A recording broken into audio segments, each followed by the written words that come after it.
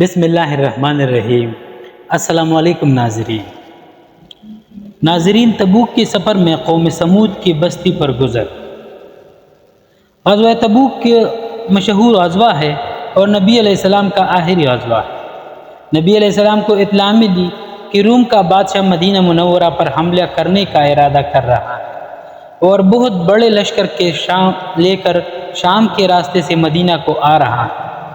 اس خبر پر 5 رجب سن ہجری 9 میں پنجشنبہ کو نبی علیہ السلام اس کے مقابلے کے لیے مدینہ طیبہ سے روانہ ہو گئے۔ چونکہ زمانہ سخت گرمی کا تھا اور مقابلہ بھی سخت تھا، اس لیے نبی علیہ السلام نے صاف اعلان فرما دیا کہ روم کے بادشاہ سے مقابلے کے لیے چلنا ہے، تیاری کر لی جائے۔ اور نبی علیہ السلام نے خود اس کے لیے چندہ فرمانا شروع کیا۔ یہی لڑائی ہے جس میں حضرت ابوبکر صدیق رضی اللہ عنہ گھر کا سارا سامان لے آئے، اور جب ان سے پوچھا کہ گھر والوں کے لیے کیا چھوڑا تو فرمایا کہ ان کے لیے اللہ اور اس کے رسول کو چھوڑایا ہو۔ اور حضرت عمر رضی اللہ عنہ گھر کے پورے سامان میں سے آدھا لے آئے، جس کا قصہ 4 باب نمبر 6 میں آتا ہے۔ نمبر 4 باب 6 میں آتا ہے۔ اور حضرت عثمان غنی رضی اللہ عنہ نے 1/3 لشکر کا پورا سامان مہیا فرمایا، اور اسی طرح ہر شخص اپنی حیثیت سے زیادہ ہی لایا۔ اس کے باوجود چونکہ عام طور سے تنگی تھی، اس لیے 10 آدمی ایک اونٹ پر تھے کہ نوبت اس پر سوار ہوتے تھے۔ اسی وجہ سے اسی لڑائی کا نام تنگی کا لشکر بھی تھا۔ یہ لڑائی نہایت ہی سخت تھی کہ سفر بھی دور تھا اور موسم بھی اس قدر سخت گرمی کی انتہا نہیں تھی۔ اتنی گرمی تھی کہ چلنا محال تھا، اور اس کے ساتھ ہی مدینہ طیبہ میں کھجور کے پکنے کا زمانہ تھا کہ سارے باغ بالکل پکے ہوئے کھڑے تھے، اور کھجور پر ہی مدینہ طیبہ والوں کی زندگی کا زیادہ دار و مدار تھا کہ سال بھر کی روزی جمع کرنے کا گویا یہی زمانہ تھا۔ ان حالات میں یہ وقت مسلمانوں کے لیے نہایت سخت امتحان کا تھا کہ ادھر اللہ کا خوف، نبی علیہ السلام کا ارشاد جس کی وجہ سے بغیر جائے نہ بنتی تھی، اور دوسری جانب یہ سارے دقتیں کہ ہر وقت مستقل روک تھی، بالخصوص سال بھر کی محنت اور پکی پکائے درختوں کا یوں بھی یار و مددگار چھوڑ جانا جتنا مشکل تھا وہ ظاہر ہے، مگر اس سب کے باوجود اللہ کا خوف اور ان حضرات پر غالب تھا۔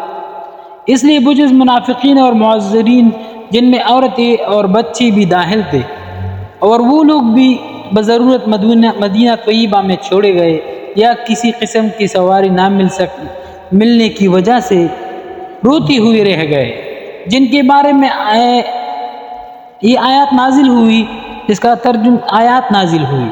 اور سبھی حضرات ہم رکاوٹیں، البتہ 3 حضرات بلا عذر کے شریک نہیں تھے، جن کا قصہ آئندہ آ رہا ہے۔ راستے میں قوم سمود کی بستی پر گزر ہوا تو نبی علیہ السلام نے دامن سے اپنا چہرہ نور کو ڈھانپ لیا اور اونٹنی کو تیز کر دیا، اور صحابہ رضی اللہ عنہ کو بھی حکم فرمایا کہ یہاں سے تیز چلو اور ظالموں کی بستیوں میں سے روتے ہوئے گزرو، اور اس سے ڈرتے ہوئے گزرو کہ تم پر بھی خدا نخواستہ وہ عذاب کہیں نازل نہ ہو جائے جو ان پر نازل ہوا تھا۔ اللہ کا پیارا نبی صلی اللہ علیہ وسلم اور لاڈلا رسول عذاب والی جگہ سے ڈرتا ہوا، خوف کرتا ہوا گزرتا ہے، اور اپنے جانثار دوستوں کو جو اس سخت مجبوری کے وقت میں بھی جانثاری کا ثبوت دیتے ہیں، روتے ہوئے جانے کا حکم فرماتا ہے کہ خدا نخواستہ وہ عذاب ان پر نازل نہ ہو جائے۔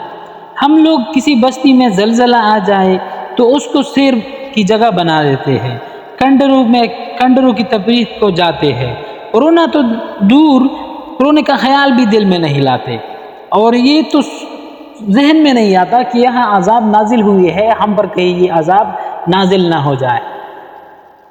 دونوں جہاں کے سردار محمد صلی اللہ علیہ وسلم جب ایسی جگہوں سے گزرتے تھے جہاں عذاب نازل ہوتی تھی تو وہ اپنا چہرہ چھپا لیتے تھے، ڈھانپ لیتے تھے تاکہ اور جلدی گزرتے تھے، اور ایک افسوس اور جیسی کیفیت بن جاتی تھی، اور ہم لوگوں کی کام چیک کریں، ہم لوگ وہاں سیر اور تفریح کے لیے جاتے ہیں۔ ایسی جگہوں سے جہاں پر عذاب نازل ہوئی ہو، سیر اور تفریح جانے کے بجائے اللہ سے ڈریں۔ شکریہ۔